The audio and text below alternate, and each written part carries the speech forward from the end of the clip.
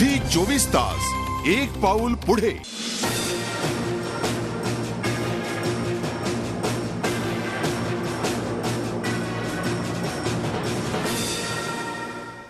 लोहपुरुष की मोहपुरुष या कार्यक्रमाच्या शेवटच्या भागात आपलं स्वागत। आमच्या कोल्हापूरच्या ब्युरोमध्ये अनेक तरुण उपलब्ध आहेत। त्या तरुणांना आपण प्रश्न विचारत की अडवाणींच्या राजीनाम्या पत्राकडे ते नेमके कसे पाहतात।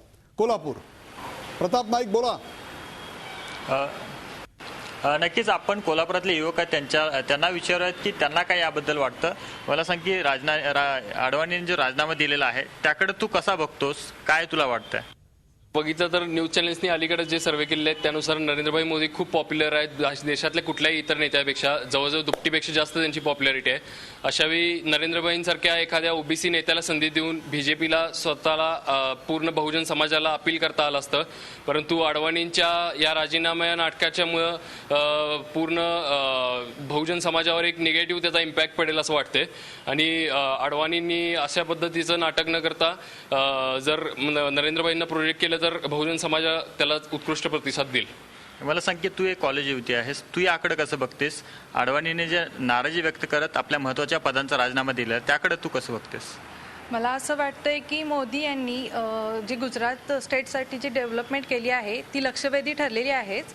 आणि अडवाणी हे ज्येष्ठ नेते आहेत आणि त्यांनी इथे समंजसपणा दाखवावा आणि मोदी यांना पाठिंबा करावा असं मला वाटतं। तुला काय वाटतं? मोदी हे आता सध्याचे पॉप्युलर असे नेते आहेत आणि अडवाणींनी देशाची तसेच पक्षाची भरपूर निष्ठेने सेवा केलेली आहे। तर येत्या काळामध्ये अडवाणींनी आडमोठी धोरण सोडून तरुण नेत्यांना संधी द्यावी आणि मार्गदर्शक म्हणून काम करावे। अडवाणींची भूमिका योग्य अशी तुला वाटते का? बीजेपी बघितलं तर यंग जनरेशनकडे लिडरशिप सोपवायचं जो प्लॅनिंग केले आहे ते थोडेफार चुकलेले आहे। ठीक आहे प्रताप, एकूणच आपण पाहतोय कोल्हापूरचे जे सगळे तरुण आहेत त्या तरुणांचं मत मोदींच्या बाजूने, फारसे अडवाणींच्या बाजूने। या कार्यक्रमाची वेळ संपत आली। मी थोडक्यात प्रश्न विचारणार आहे भालचंद्र कांगो यांना की नेमका भारतीय जनता पक्षाचा आत्ताचा पुढचा मार्ग कसा असावा असं त्यांना वाटतं? त्यांनी एकट्यानं प्रवास करावा का, जसे डावे पक्ष आतापर्यंत करत आलेले आहेत? पहिला प्रश्न असा आहे की वाजपेयी, तुम्हाला आठवत असेल की पंतप्रधान 13 दिवस झाले होते तेव्हा भाजप एकटा होता आणि कोणी त्यांच्याबरोबर गेलं नव्हतं आणि त्यांना सत्ता गमवावी लागली होती। या वस्तुस्थितीचा सामना नरेंद्र मोदींनी नाही तर अडवाणींनी केलेला आहे आणि म्हणून अडवाणींना जाणवे की जेव्हा भाजपबरोबर 24 पक्ष आले तेव्हाच त्यांना सत्ता घेता आली।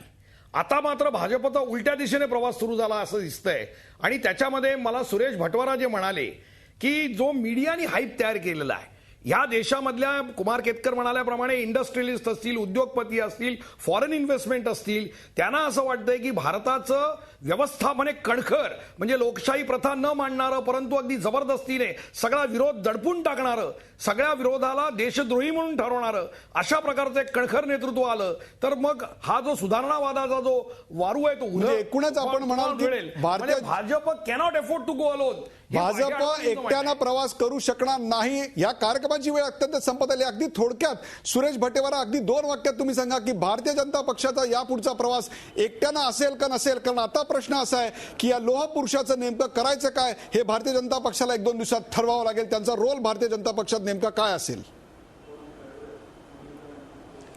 भारतीय जनता पक्षाने एकट्याने जर प्रवास केला तर त्यांची संख्या काही फार वाढणार आहे अशातला भाग नाही आणि ते सत्तेत येणार नाही हे स्पष्ट आहे।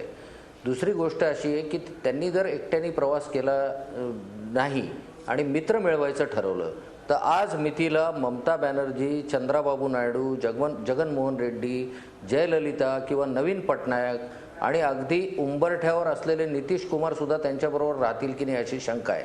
तेव्हा अशा सगळ्या परिस्थितीत येऊन जाऊन राहिलं कोण? तर मग एक तर चौटालांचा हरियाणातला पक्ष किंवा महाराष्ट्रात शिवसेना किंवा मनसे। आता त्याच्यात भाजपची नक्की भूमिका काय ती अजून ठरत नाहीये। आणि कर्नाटकात पुन्हा येदुरप्पांना घ्यायचं का मोदींच्या बरोबर हाही प्रश्न आहे। तेव्हा अशा गोंधळामध्ये असलेला पक्ष, याच्यामध्ये मला अडवाणींचा ब्लॉग पुन्हा एकदा आठवतो की त्यांनी वर्षभरापूर्वी बिगर declare केलं काँग्रेसी आणि होतं बिगर भारतीय की जनता आता पक्षाचं भाजप- सरकार येईल असं त्यांनी वर्तवलेलं होतं. या कार्यक्रमाची वेळ संपत आली. या कार्यक्रमाच्या सुरुवातीला आम्ही एक जनमताचा कौल प्रश्न विचारला होता, रोखठोक प्रश्न. त्या रोखठोक प्रश्नाचं उत्तर आज जनतेनं काय दिले ते पाहूया. आमचा रोखठोक प्रश्न होता, अडवाणींच्या राजीनाम्यामागं पंतप्रधान पदाची सत्ता लोलुप्त आहे का, असा थेट प्रश्न होता.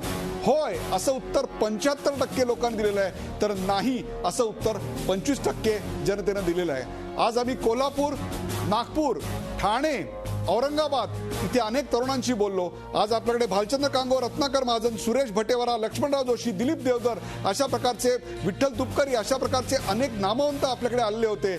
या कार्यक्रमाचा शेवट करताना भारतीय जनता पक्षासमोर जो आता महत्वाचा प्रश्न आहे की राह कौन सी जाऊं मैं, या राह कौन सी जाऊं मैं याच वाजपेयींच्या कवितेवर या कार्यक्रमाचा शेवट करावासा वाटतो. आओ फिर से दिया जलाएं, भरी दोपहरी में अंधियारा, सूरज परछाई से हारा, अंतरतम का नेह निचोड़े, बुझी बाती सुलगाएं, आओ फिर से दिया जलाएं. हम पड़ाव को समझे मंजिल, लक्ष्य हुआ आंखों से ओझल, वर्तमान के मोह जाल में आने वाला कल न बुलाएं. वर्तमान के मोह जाल में आने वाला कल, अपनों के विघ्नों ने घेरा, अंतिम जय का वज्र बनाने नवदधीची हड्डियां गलाएं, आओ फिर से दिया जलाएं, आओ फिर से दिया जलाएं. धन्यवाद.